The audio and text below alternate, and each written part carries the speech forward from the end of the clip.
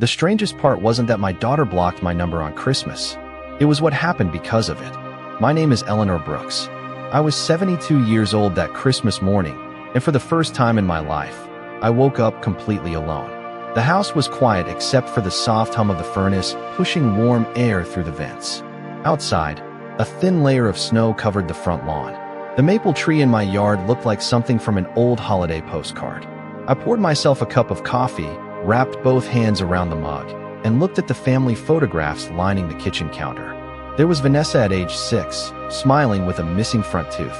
Vanessa at 16, holding her driver's license. Vanessa on her wedding day. For years, those pictures had comforted me.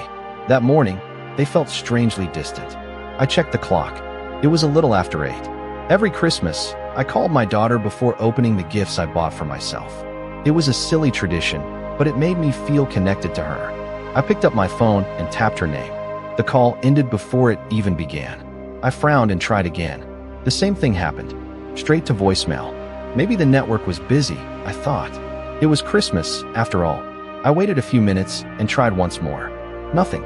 I opened our text message thread and typed a simple note. "Merry Christmas, sweetheart.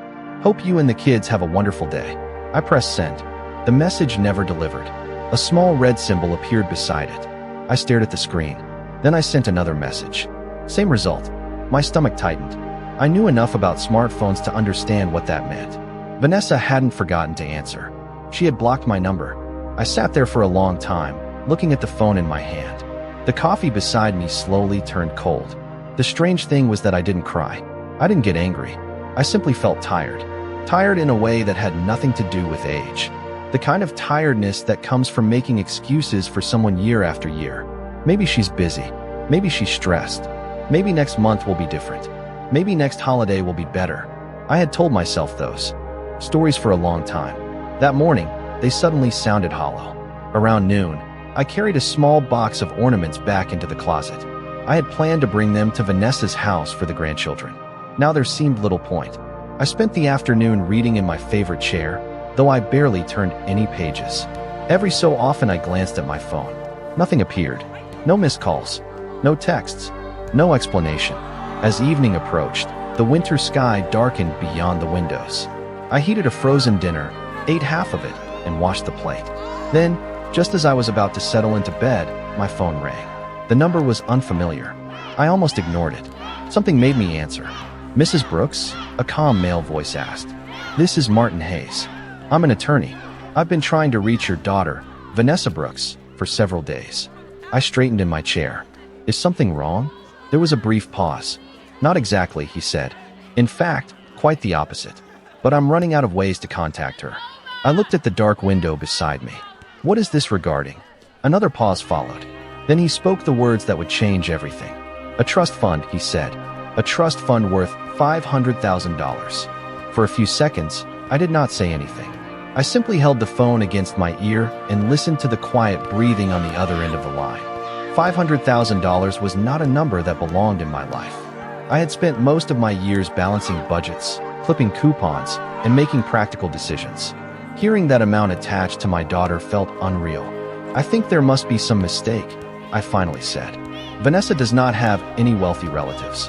Martin spoke gently, as if he had already had this conversation several times. "Actually, she does. A distant relative recently passed away. According to the documents, your daughter was named as the primary beneficiary of a trust fund established several years ago." I stared at the Christmas tree glowing softly in the corner of my living room. The colored lights reflected against the window glass. "And you cannot reach her?" I asked. "No, ma'am," he replied. "We have attempted. Multiple phone calls, emails, and certified letters. So far, we have received no response." I thought about that for a moment. Vanessa was always attached to her phone. She answered work messages within minutes. She posted pictures online almost every day. The idea that she had somehow missed repeated attempts from an attorney seemed unlikely. "Have you checked that you have the correct contact information?" I asked. "Several times," Martin answered. "Everything matches our records." The room felt strangely still. Earlier that day, I had convinced myself that being blocked was painful enough. Now I realized there was another layer to the story unfolding somewhere beyond my sight. Martin continued, I apologize for contacting you on a holiday. Your name appeared as an emergency family contact in an older file. I hope you might help us get a message to her." His words settled heavily in my chest. Help us get a message to her. A simple request. A reasonable request. Yet I could not ignore the irony. My daughter had spent months making herself unreachable to me. Now someone was asking me to bridge a distance she had created herself. "I have not spoken to Vanessa recently," I said carefully. It was true. We had not really spoken in months. Not in any meaningful way. There had been short conversations, holiday greetings, brief updates about the grandchildren. But real conversations had slowly disappeared from our relationship years ago. "I understand," Martin said. "If you do happen to reach her, please ask her to contact my office." He gave me a phone number and an extension. I wrote them on a notepad beside the lamp. After we ended the call, I remained seated for a long time. The house felt even quieter than before. I looked at the number on the paper. Then I looked at my phone. No messages. No missed calls. No Christmas greeting from my daughter. Just silence. I remembered a Christmas years earlier when Vanessa was 9 years old. She had run down the stairs before sunrise, still wearing snowflake pajamas. She had climbed onto my lap and whispered that Christmas was her favorite day because everybody was together. The memory arrived without warning. Sharp, clear, painful. I closed my eyes and let it pass. The woman who blocked my number no longer resembled that little girl. Somewhere along the way, a distance had opened between us. I had spent years pretending it was temporary. That night, sitting alone beside a fading Christmas tree, I began to wonder if the distance had been growing far longer than I ever wanted to admit. The next morning, the snow was still covering the neighborhood in a thin white blanket. I woke before sunrise, not because I had slept well, but because my mind refused to stay quiet. The conversation with Martin kept replaying in my head. Every time I thought about the trust fund, I found myself thinking about Vanessa instead. Not the woman she was now, but the person she used to be. I carried a cup of coffee into the living room and sat beside the window. Across the street, a young father was helping his daughter build a snowman. The little girl laughed every time the snowball rolled apart. For a moment, I saw Vanessa at that age. She had always loved winter. She used to drag me outside before breakfast whenever the first snow arrived. Those memories felt warm. The years that followed did not. Looking back, I could not point to a single moment when everything changed. It happened gradually, like a shoreline disappearing beneath rising water. After Vanessa got married, she became busier. That was understandable. Then came her career, then the children, then the endless responsibilities of adult life. At first, I accepted every excuse. When she canceled lunch plans, I told myself she was overwhelmed. When she forgot birthdays, I told myself she was distracted. When weeks passed without a phone call, I reminded myself that raising a family was demanding. The explanations became habits. The habits became denial. About 3 years earlier, I began noticing small things. They were not dramatic enough to confront, not painful enough to seem intentional, yet they stayed with me. Family photographs appeared online from gatherings I never knew existed. Weekend trips happened without invitations. Holiday plans were announced after they were already over. Whenever I asked about them, Vanessa always had an answer ready. It was last minute. We did not think you would be interested. We assumed you were busy. The explanations sounded reasonable. Still, they left a hollow feeling behind. One afternoon, I drove 40 minutes to attend my grandson's school concert. I sat near the back of the auditorium and waited. During intermission, I spotted Vanessa speaking with several parents. When our eyes met, she looked surprised to see me there. Not happy, surprised. The expression lasted only a second before she smiled. But I remembered it. Another time, I mailed birthday gifts to both grandchildren. Weeks passed without acknowledgement. Eventually, I called to make sure the package had arrived. Vanessa answered with a distracted tone and said she had forgotten to mention it. Forgotten. That word appeared often in our conversations. Forgotten invitations. Forgotten calls. Forgotten promises. Yet somehow I was always expected to understand. As I sat by the window that morning, I realized something uncomfortable. The distance between us had not begun on Christmas Day. Christmas had merely revealed it. The block number was not the cause. It was the evidence. Somewhere over the years, Vanessa had slowly moved me to the edges of her life. Not through cruelty, not through arguments, through absence, through neglect, through 1,000 tiny choices that all pointed in the same direction. My phone remained silent on the table beside me. No call, no message, no explanation. Then, just as I began clearing away my breakfast dishes, the screen lit up. It was not Vanessa. It was Martin Hayes. And this time, his voice carried a note of concern that had not been there the night before. I answered on the second ring. "Good morning, Martin," I said.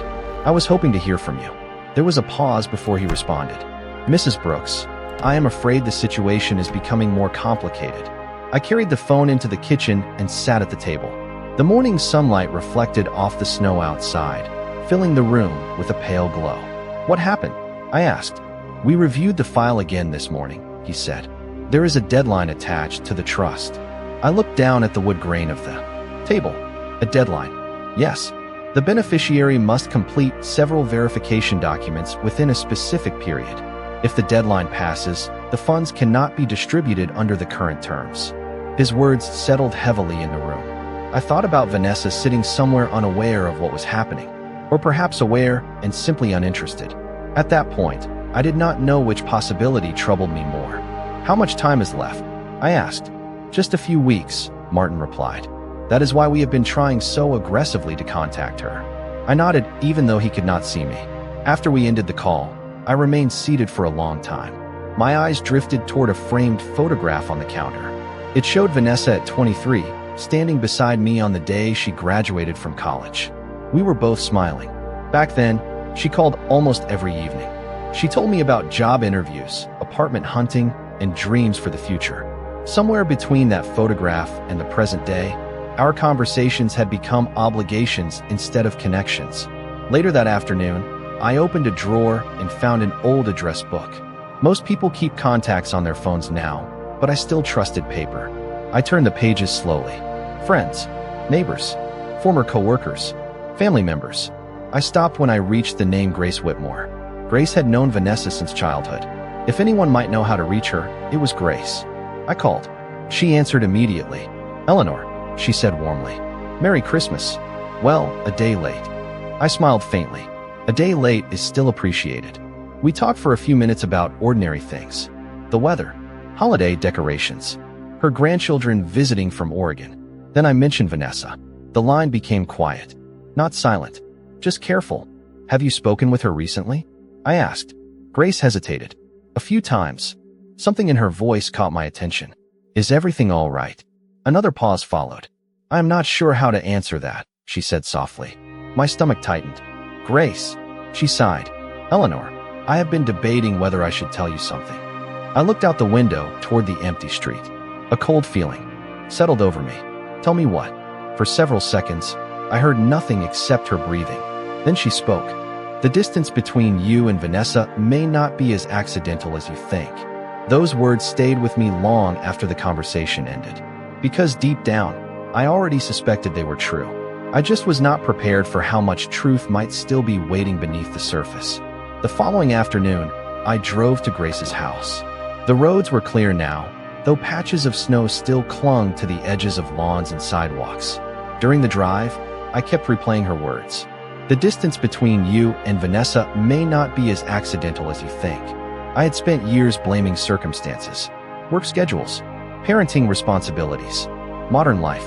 Those explanations were easier to accept than the alternative. Grace welcomed me inside with a warm smile and a cup of tea. Her living room looked exactly as I remembered. Family photographs covered every shelf. A small Christmas wreath still hung above the fireplace. We sat across from each other, and for several minutes neither of us mentioned Vanessa. Finally, Grace set her cup down and looked directly at me. "I need you to understand something before I tell you this," she said. "I never wanted to be involved." I nodded quietly. "I know." She took a slow breath. "About a year ago, a group of us were having lunch after a charity event. Vanessa was there." My stomach tightened. "What happened?" Grace hesitated. "Someone asked why you never attended family gatherings anymore." I looked down at my hands, and Grace's expression softened.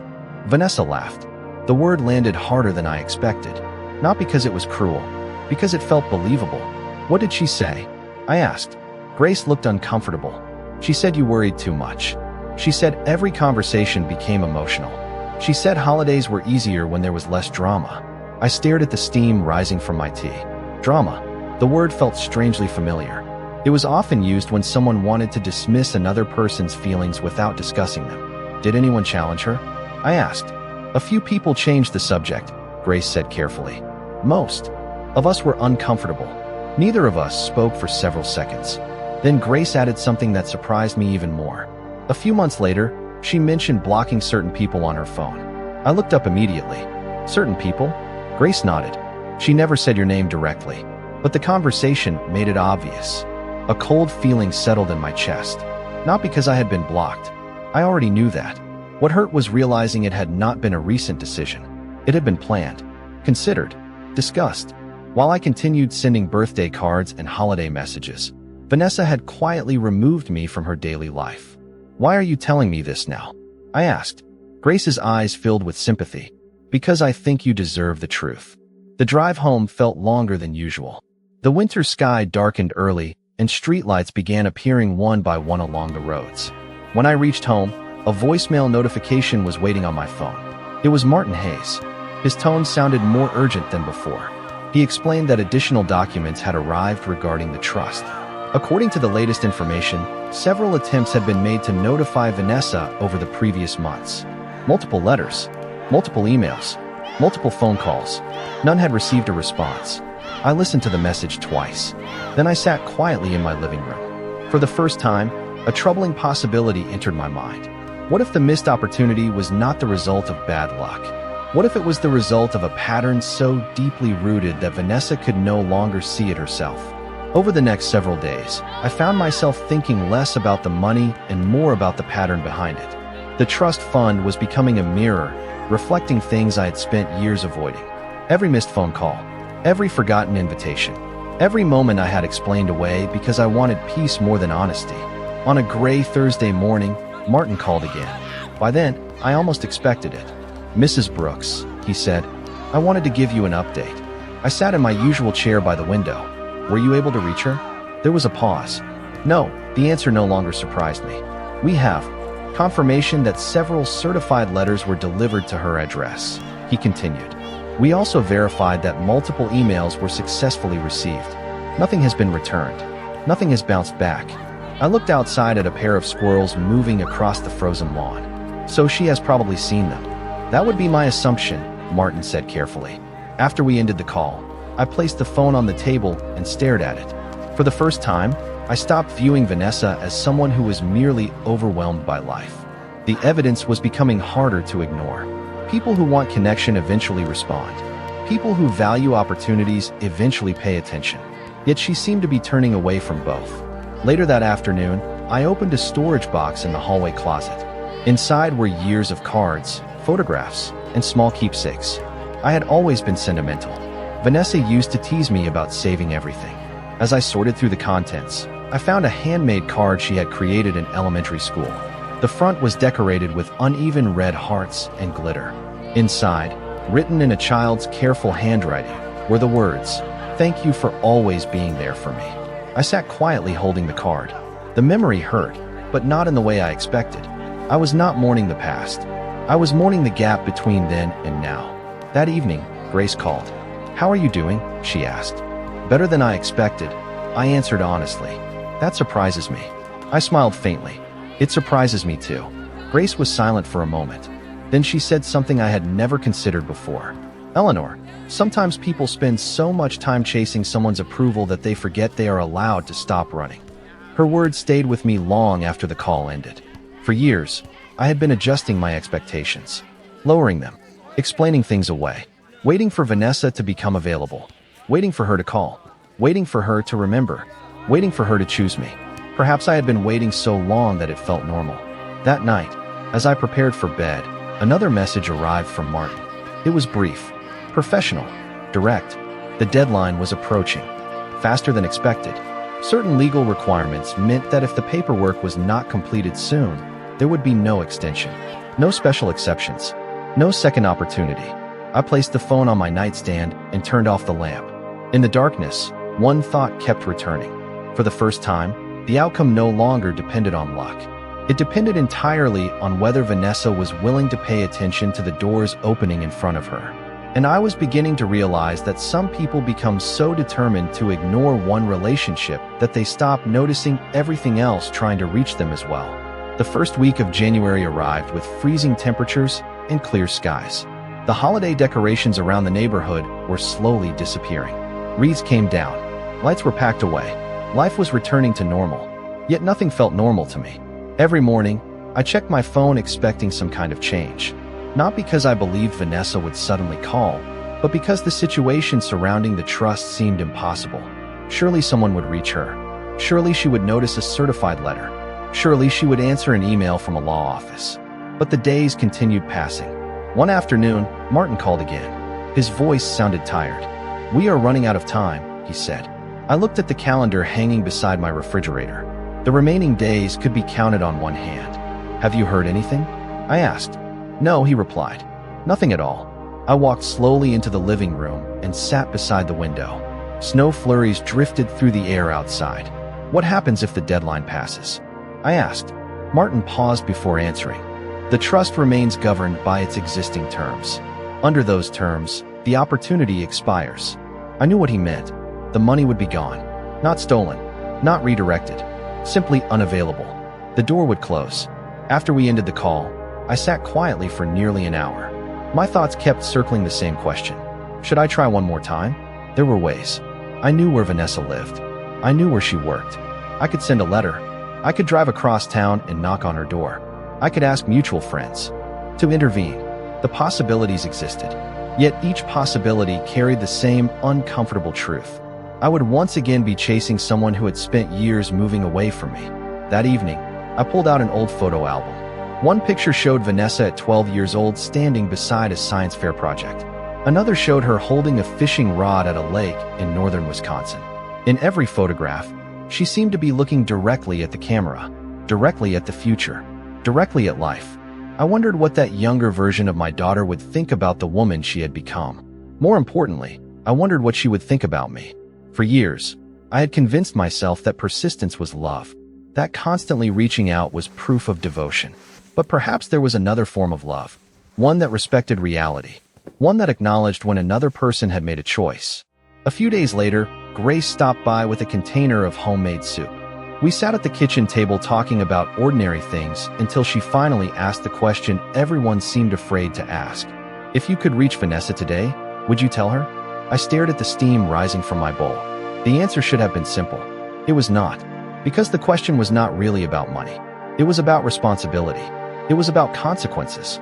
It was about whether I should continue protecting someone from the results of her own decisions. Grace waited patiently. Finally, I spoke. I do not know.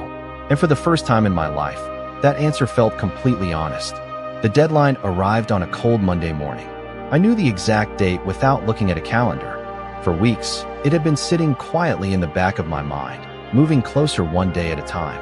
When I woke up, the house felt unusually peaceful. The kind of peace that comes when a decision has finally been made. Not an easy decision, just a finished one. I made breakfast, watered the small plants near the kitchen window, and watched the neighborhood begin another ordinary day. Children waited for school buses. Cars backed out of driveways. Life continued exactly as it always had. Around 10 o'clock, Martin called.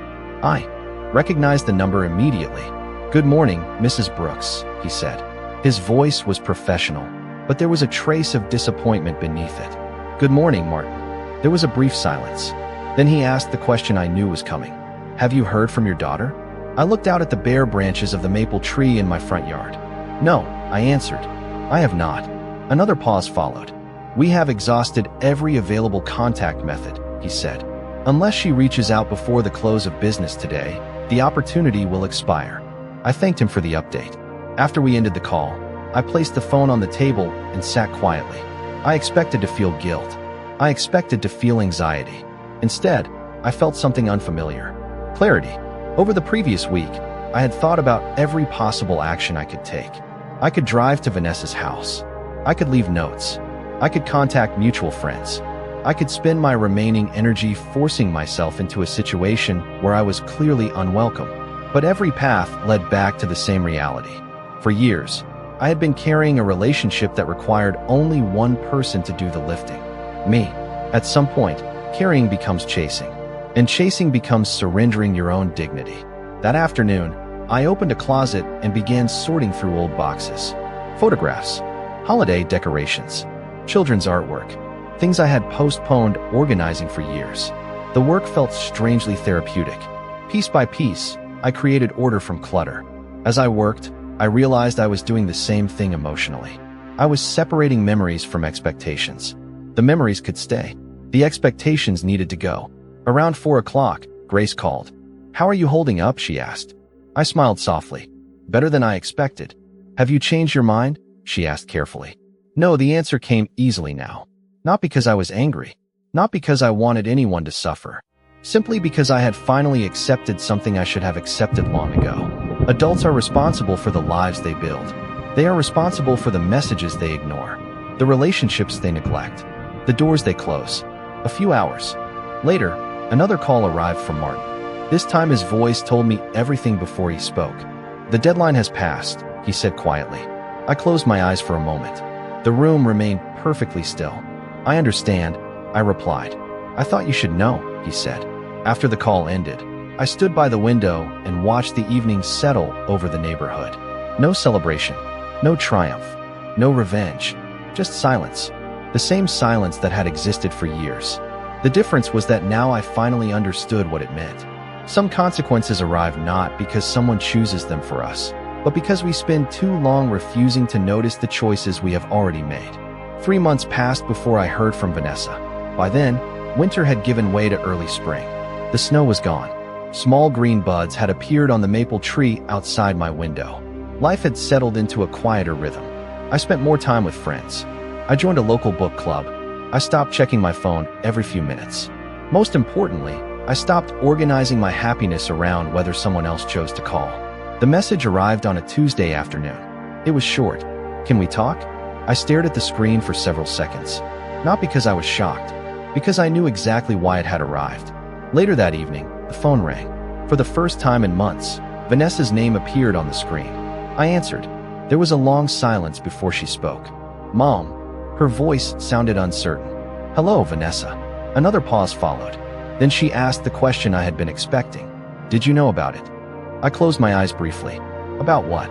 "The trust." The word hung between us. "Yes," I answered quietly. She exhaled sharply. "You knew?" I did. More silence. Then came frustration, confusion, hurt. She explained how she had recently discovered old correspondence, unopened messages, ignored notifications, information she had overlooked for months. Somewhere during her explanation, I stopped listening to the details, because the details no longer mattered. The truth had already revealed itself. "Why did you not tell me?" she finally asked. The question was not angry. It was wounded. I thought carefully before answering. "Because I spent years trying to reach you." Silence. I called. I texted. I sent birthday cards. I left messages. At some point, I had to accept that you did not want to hear from me. Neither of us spoke for several seconds. Then her voice became smaller. I did not think it would matter. The words broke my heart more than anything else she had said. Not because of the money, because of what they revealed. Somewhere along the way, she had convinced herself that certain relationships would always be there waiting. Always available. Always patient. No matter how little attention they received. "Everything matters," I said softly. "The calls you ignore matter. The people you stop making time for matter. The relationships you assume will always survive matter." I heard her crying quietly on the other end of the line. Not dramatic tears, just the sound of someone finally confronting a truth they had avoided for a long time. We talked for nearly an hour. Not about money, not about legal documents, about life, about distance, about the years that had slipped away while both of us pretended everything was fine. When the conversation ended, nothing magical had happened. The lost opportunity did not return. The past did not change. The trust remained gone forever. But something else had happened. For the first time in years, we had spoken honestly. Months later, our relationship was still imperfect. Healing takes time. Trust takes time. Yet there was effort now. Real effort. Looking back, people often assume this story is about $500,000. It is not. Money was simply the headline. The real story was about attention, appreciation, presence. Because some opportunities disappear when we ignore them, And the saddest part is that money is usually the easiest thing to replace. Time is not. Relationships are not. The people who love us are not. In the end, the greatest loss was never sitting in a trust account. It was hidden inside all the years we can never get back.